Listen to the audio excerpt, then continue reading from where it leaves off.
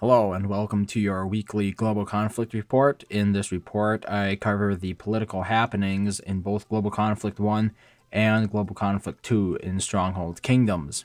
So starting off with Global Conflict 1, not a whole lot has been going on in the past week. The wars continue as established. House 9 is still fighting House 19, as is House 2, and now more recently House 10 again. Okay, now the interesting thing about House 10 is some factions here have changed. What was largely before considered House 17, those factions have mostly moved into House 10, and I'm not exactly sure of House 17's relationship with other houses in the world at the moment.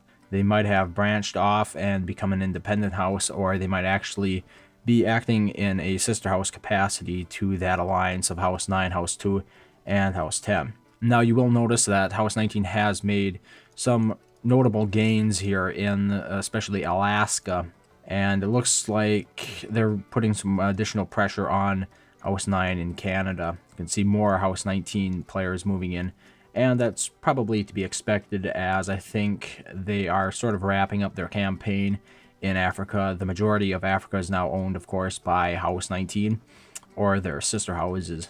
And while House 11 has put up a very good defense, I believe not a good match for the superpower that House 19 has become. House 15 has continued being busy in the Middle East, of course. Their ongoing problem with, or war, I should say.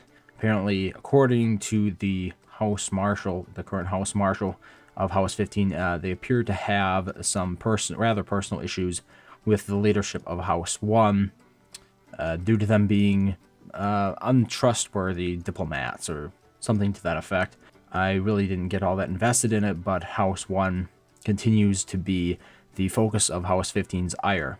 And when it comes to House 15, of course, they will likely be phasing in a new House Marshal sometime probably in the next week, which might lead to potential diplomatic changes. The current House 15 leadership is not too interested in the long-term goals of Global Conflict 1, because that faction, I believe, will largely be quitting this summer. So it's probably in the house's best interest to go ahead and elect a leader that has more of a long-term plan for the house. I think that's really going to be better representative of the views of all of the faction members in that house. The important thing to note about what I'm hearing in regards to the players that will be leaving House 15 is that it's one of the bigger factions and some of the better fighters. So House 15 will exist in a diminished state after these leave, and that might convince them to move into an alliance with the houses against House 19, or it might cause them to side with House 19. It all depends upon who gets elected in and their personal relationship really with House 19 at the time. At least that's how I'm seeing it at the moment. Okay, so switching on over to Global Conflict 2, I just wanted to give a cursory look at the leaderboard here, and we currently have 14,328 players. So since I last visited the leaderboard, the player base, I believe that was two weeks ago I looked at it, it has grown by about 33% since then. So a lot of new players were coming in. It's just that it hasn't experienced anywhere near the same amount of interest that the original world did, which is understandable because it's the second iteration of this map. But let's get into some of the alliances here. Now, I believe it was last week I talked about House 11 and 10 fighting House 14. Apparently, by the time I actually recorded the video, that was outdated by about 24 hours, and House 14 had entirely folded. So that war was sort of over before it began. Apparently, House 14 didn't really have the Carters, and House 10 did. Now, we're going to sort of take a look at which houses are aligned with each other, because there are some here, and it is important, I believe. House 10, 11, and 8 are all considered sister houses as of this week. Then we move on to House 7, House 9, and House 16, based predominantly in Europe and a little bit in Africa. Now, in the past, I actually was in contact with somebody in House 9, and it sounds like this alliance is a bit on shaky ground. They have border conflicts with a couple of other houses. They're not fighting yet, but war looks imminent. Now, in Sudan, there is an issue between House 11 and House 7. Now, this one looks likely to be resolved.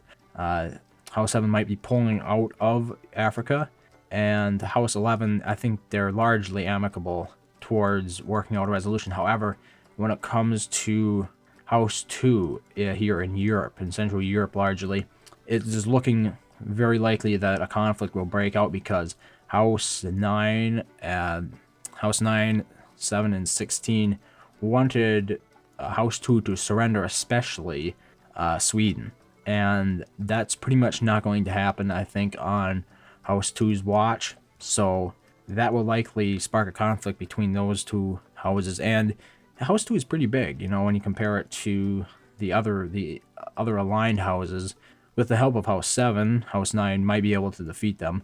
But House 16 is a little bit small, and I'm not sure if House 11 might be incentivized to get involved, I guess you could say, because of their prior border difficulty here in Africa.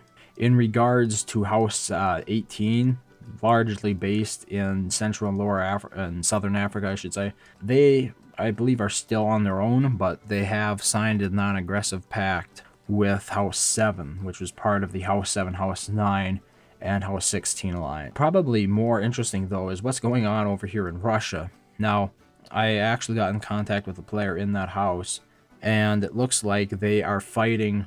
House 12 by itself is fighting House 13, House 3, House 19, and House 1.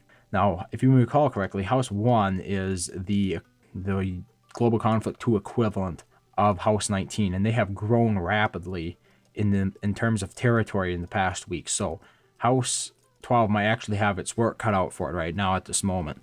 In terms of House 4, I'm still unsure of their alliance with any other houses. So if we took a big look at the world, it has largely divided up into the alliance of House 10, 11, and 8, House 7, 9, and 16, and the House 1, 19, 3, and 13 versus 12. So House 12 is on its own, House 18 is on its own, House 4, I believe, is on its own, as is House 15 in Turkey. And that's a largely, as I pointed out last week, that's a largely localized house right there. Mostly just Turkish players. The other houses are small to the point where I wasn't able to actually get a reading on them. And I don't believe there's anything significant going on with them at the moment. But we will see additional development, I'm sure, in the forthcoming weeks.